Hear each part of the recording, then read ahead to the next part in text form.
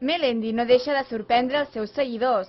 El concert de Cap-roig no va ser una excepció i no va deixar ningú indiferent. Amb un joc de llums i pantalles començava el concert amb Hijos del Mar, que va provocar una ovació per part del públic. Molts de seguida es van aixecar i van cantar a ple pulmó.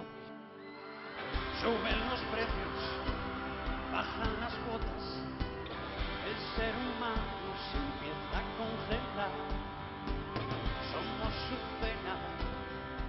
I és que la majoria dels espectadors eren fans incondicionals de Melendi.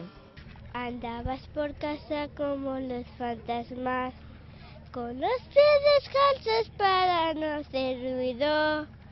Yo estaba esperando que tú me dijeras la típica frase con la que todos los finales empiezan.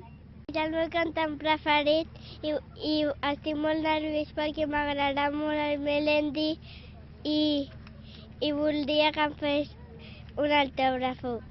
De Melendi, les seves lletres, com aprofunditza, com les parla, com les interpreta, com ho viu, les cançons, les seves etapes. No sé, de Melendi t'ho podria explicar tot. La seva forma, quan parla i tot, transmeteix molt a la gent. És molt natural, sobretot. A mi m'encanta perquè no es veu com una doble cara. Perquè el seguim des que jo quan era petita i ell des de quan érem petits tots. El que més m'agrada és la manera que canta. L'únic que algun cop s'escapa alguna parauleta que altra, però no importa perquè a mi les cançons m'agraden igualment. Comienza un nuevo día en la humanidad, dicen en las noticias, explotado el respirar.